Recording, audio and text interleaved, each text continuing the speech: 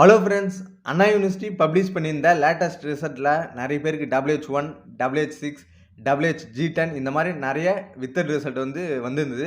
இது பார்த்தீங்கன்னா ஃபைனல் ரிசல்ட்டே கிடையாது. ஏன்னா இது எல்லாமே வித்தல் ரிசல்ட், ஹோல்டு பண்ணி வச்சுருக்காங்க உங்கள் ரிசல்ட்டை.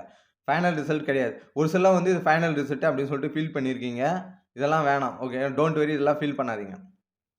ஸோ லாஸ்ட்டாக நடந்த ஆன்லைன் எக்ஸாம்லேயே பார்த்தோன்னா ஃபஸ்ட்டு ஒரு ரிசல்ட் பேஸ் 1 ரிசல்ட் வந்தது. அதுக்கப்புறம் பேஸ் 2ல ஒரு சிலருக்குலாம் ரிசல்ட் மாதிரி பாஸ் ஆகி வந்திருந்தது. ஸோ அந்த மாதிரி தான் இப்பயும் உங்கள் ஆன்லைன் எக்ஸாமில் நீங்கள் அட்டன் பண்ண வீடியோ ஃபுட்டேஜ் பார்ப்பாங்க, மால் ப்ராக்டிஸ் பண்ணிக்கங்களேன், ரீசெக் பண்ணுவாங்க, ரீஅனலைஸ் பண்ணுவாங்க. பண்ணிவிட்டு அதுக்கப்புறம் ரிசல்ட்டை அப்டேட் பண்ணி பப்ளிஷ் பண்ணுவாங்க. அதனால் டோன்ட் வெரி, இதை பற்றி நீங்கள் ஃபீல் பண்ணாதீங்க, ஃப்ரீயாக விடுங்க. ஓகே ஃப்ரெண்ட்ஸ், இந்த வீடியோவில் 3 முக்கியமான விஷயத்தை பற்றி பார்க்க போகிறோம். ஒன்று, ஓப்பன் புக் எக்ஸாம், அண்ணா யூனிவர்சிட்டி ஓப்பன் புக் எக்ஸாம் எப்படி இருக்க போகுது, A4 ஷீட்டு நம்ம எப்படி யூஸ் பண்ணணும், 3வது ஸ்கேன் பண்ண எந்த ஆப் பெஸ்ட்டு. இந்த 3 இம்பார்ட்டண்டான விஷயத்தை பற்றி தான் நம்ம பார்க்க போகிறோம். ஸோ எனக்கு தெரிஞ்ச எக்ஸாம் செல் ஸ்டாஃப்ஸ்லாம் கேட்டு பார்த்தேன். அவங்க என்ன சொன்னாங்கன்னா, டிப்ளமோக்கெலாம் எக்ஸாம் ஓப்பன் புக் எக்ஸாம் தான் நடந்தது. அவங்களுக்கு எப்படி ப்ரொசீஜர் ஃபாலோ பண்ணாங்களோ அதே மாதிரி தான் அண்ணா யூனிவர்சிட்டிக்கும் ஃபாலோ பண்ண அதிகமாக வாய்ப்பு இருக்குது அப்படின்னு சொல்லியிருக்காங்க. ஸோ டிப்ளமோவில் ஆன்லைன் எக்ஸாம் எப்படி நடந்ததுன்னு சொல்லிட்டு பார்க்கலாம். ஸோ டிப்ளமோவில் பார்த்தா கூகுள் கிளாஸ் ரூம் அப்படின்னு சொல்லிட்டு ஒரு ஆப் இருக்குது. அது ப்ளே ஸ்டோர்லேயே கிடைக்கும். அதில் ஸ்டூடெண்ட்ஸ்லாம் ஜாயின் பண்ண சொல்லுவாங்க. ஸோ ஜாயின் பண்ணிட்டோம்னா அவங்க ஒரு லிங்க் அனுப்புவாங்க. அந்த லிங்க் வாட்ஸ்அப் மூலமாகவோ இமெயில் மூலமாகவோ அனுப்புவாங்க. அந்த லிங்க்கு நம்ம டச் பண்ணோம்னா அதில் கொஷின் பேப்பர்லாம் இருக்கும். அதை நம்ம டவுன்லோட் பண்ணிக்கலாம். ஸோ கொஷினுக்கு உண்டான ஆன்சர் நம்ம எழுதிட்டு A4 ஷீட்டில் எழுதணும். A4 ஷீட்டு எழுதிட்டு அதை ஸ்கேன் பண்ணி அனுப்பணும். இதுதான் ப்ரொசீஜர். நாம் எழுதுகிற A4 ஷீட் பார்த்தோன்னா 4 பக்கம் கட்டணும். எவ்வளோ கேப் இருக்குன்னு பார்த்தோன்னா எல்லாத்துக்கும் சேம் ஈக்குவல் கேப் இருக்கணும். 2 சென்டிமீட்டர் கேப் விட்டுட்டு நம்ம கட்டணும். ஸோ கட்டினத்துக்கு டாப்பில் பார்த்தீங்கன்னா மேலே உங்களுடைய ரெஜிஸ்டர் நம்பரு, நேமு, சப்ஜெக்ட் கோடு இதெல்லாம் எழுதணும். பாட்டமில் பார்த்தீங்கன்னா டேட்டு, பேஜ் நம்பரு, சைனு இதெல்லாம் எழுதணும். எல்லா பேஜுக்கும் எழுதணும். டிப்ளமோவில் பார்த்தீங்கன்னா 10 பேஜஸ் எழுத சொல்லியிருப்பாங்க. இப்போ அண்ணா யூனிவர்சிட்டியில் இந்த இன்ஸ்ட்ரக்ஷனில் 12 பேஜஸில் எழுதுற மாதிரி இருக்குன்னு சொல்லியிருக்காங்க. 2 மார்க்காக 2 பேஜும், 8 மார்க்காக 10 பேஜஸ் யூஸ் பண்ணலாம். மொத்தம் 12 பேஜஸ் யூஸ் பண்ணிக்கலாம் அப்படின்னு சொல்லியிருக்காங்க. ஓகேங்களா? ஸோ நாம் எழுதின A4 ஷீட்டை ஸ்கேன் பண்ணணும், PDF-ஆக கன்வெர்ட் பண்ணணும்.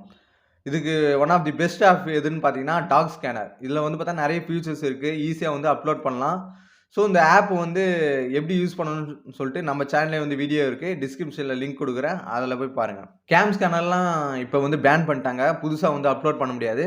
அதெல்லாம் நீங்கள் டாக் ஸ்கேனர் யூஸ் பண்ணிக்கலாம். One of the best app. நாம் எழுதின A4 ஷீட்டை அப்லோட் பண்ணணும்னா அதுக்கு பார்த்தோன்னா கூகுள் ஃபார்ம் லிங்க் வேணும். அது பார்த்தோன்னா ஸ்டாஃப் மூலமாக நமக்கு கிடைக்கும். ஸ்டாஃப் லிங்க் அனுப்புவாங்க. அந்த லிங்க்கை நம்ம ஓப்பன் பண்ணோம்னா அப்லோட் பண்ணுறதுக்கு உண்டான இன்ஸ்ட்ரக்ஷன்லாம் கேட்கும். ஜென்ரலாக பார்த்தோன்னா email ID, register number, subject code, name இதெல்லாம் கேட்கும். அதெல்லாம் நம்ம என்ட்ரி பண்ணிவிட்டு அப்லோட் பண்ணுற மாதிரி இருக்கும். அப்லோட் பண்ணும்போது பார்த்தீங்கன்னா PDF ஃபார்மேட்டில் தான் அப்லோட் பண்ணோம். மேக்ஸிமம் பார்த்தீங்கன்னா 5 MBக்குள்ளே நம்ம அப்லோட் பண்ணுறோன்னா ஈஸியாக இருக்கும். ஏன்னா அதிகமான MB நம்ம 9 MB 10 MB இந்த மாதிரி ரேஞ்சில் நம்ம அப்லோட் பண்ணும்போது ஸ்கேன் ஆகிறதுக்கு லேட் ஆகும். அதனால் சேஃப் ஜோனில், அதாவது 5 MBக்குள்ளே நம்ம PDFல நம்ம அப்லோட் பண்ணிட்டோம்னா ஈஸியாக அப்லோட் ஆகிடும். இது நம்ம அப்லோட் பண்ணுறது சாஃப்ட் காப்பி. ஓகேங்களா? அப்போ ஹார்ட் காப்பி ஒன்று இருக்கும். நம்ம ஒரிஜினலாக எழுதான காப்பி, ஹார்ட் காப்பி. அந்த ஹார்ட் காப்பி பார்த்தோன்னா ஸ்பீட் போஸ்ட் அப்படின்லாம் கொரியர் பண்ணலாம். ஓகேங்களா? கொரியர் பண்ணிவிட்டு 2 அட்ரஸ்க்கு அனுப்பலாம். போஸ்ட் பண்ணும்போது இண்டெக்ஸ் பேஜ் ஒன்று இருக்கும், அதை நம்ம பிரிண்ட் எடுத்து வச்சுக்கணும். அது பார்த்தீங்கன்னா 2 அட்ரஸ், அந்த அட்ரஸ்க்கு போயிடும். டிப்ளமோவில் ஜோனல் வைஸாக அட்ரஸ் கொடுத்துருக்காங்க, அந்த அட்ரஸ்க்கு அனுப்புகிற மாதிரி இருந்தது. ஸோ இப்போ அண்ணா யூனிவர்சிட்டியில் பார்த்தோன்னா ஜோனல் வைஸாக கொடுப்பாங்களா இல்லை மெயின் அண்ணா யூனிவர்சிட்டி கேம்பஸ்க்கே அனுப்ப சொல்லுவாங்கன்னு சொல்லிட்டு தெரியல. இதை பற்றி அப்டேட் வரல. அப்டேட் வந்தால் உங்களுக்கு இன்ஃபார்ம் பண்ணுறோம். டிப்ளமோவில் Google classroom app use பண்ணாங்க. இப்போ அண்ணா யூனிவர்சிட்டியில் இதுக்கு மாற்ற வேறு ஒரு ஆப் யூஸ் பண்ணலாம், இல்லை அண்ணா யூனிவர்சிட்டியே தனியாக ஒரு ஆப் யூஸ் பண்ணுற மாதிரி சொல்லலாம். Okay friends, open book exam சம்மந்தமாக என்ன அப்டேட் வந்தால் உங்களுக்கு இன்ஃபார்ம் பண்ணுறோம். இந்த வீடியோ உங்களுக்கு யூஸ்ஃபுல்லாக இருந்திருக்குன்னு நினைக்கிறேன். தேங்க்ஸ் ஃபார் வாட்சிங். வீடியோ பிடிச்சிருந்தா லைக் பண்ணுங்கள், மறக்காமல் உங்கள் ஃப்ரெண்ட்ஸுக்கு ஷேர் பண்ணுங்கள். எங்கள் யூடியூப் சேனலை சப்ஸ்கிரைப் பண்ணுங்கள், பக்கத்தில் இருக்கிற பெல் ஐக்கானையும் கிளிக் பண்ணிடுங்க. தேங்க்ஸ் ஃபார் வாட்சிங்.